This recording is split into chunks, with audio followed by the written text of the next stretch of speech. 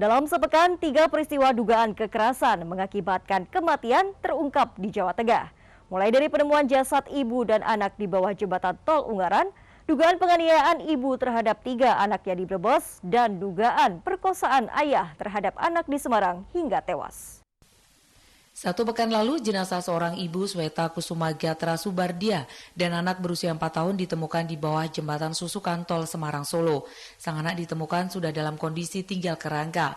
Diduga korban dibunuh oleh calon suami Sweta. Tersangka pelaku mengaku nekat menghabisi nyawa ibu dan anaknya karena cemburu dan panik ditanya keberadaan anaknya. Direktur Kriminal Umum Polda Jawa Tengah Kombes Pol Johandani Raharjo Puro mengatakan anak MF dibunuh pada tanggal 19 Februari setelah sebelumnya sempat dianiaya dan ditelantarkan dengan tidak diberi makan oleh pelaku dan mayatnya dibuang pada tanggal 20 Februari. Selang beberapa hari, masyarakat digemparkan dengan dugaan kasus penganiayaan yang dilakukan ibu kandung terhadap 3 anak hingga mengakibatkan 1 anak tewas. Polisi hingga kini belum menetapkan tersangka karena sang ibu menjalani observasi kejiwaan yang mendalam di rumah sakit. Menurut dokter spesialis kejiwaan, ada faktor pengalaman masa lalu, misalnya masalah trauma atau konflik yang dimiliki atau belum terselesaikan yang dapat berpengaruh pada kehidupannya.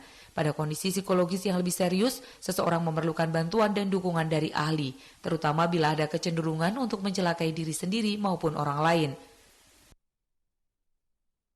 Terakhir yang membuat miris, seorang anak di Semarang tewas diduga diperkosa oleh ayahnya.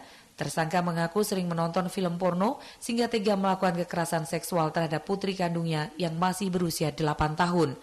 Akibat peristiwa tersebut, korban mengalami kejang-kejang dan meninggal dunia. Saat dibawa ke rumah sakit, polisi menjerat tersangka dengan Undang-Undang Nomor 35 Tahun 2014 tentang perlindungan anak dengan ancaman hukuman 15 tahun penjara. Tim Liputan iNews melaporkan.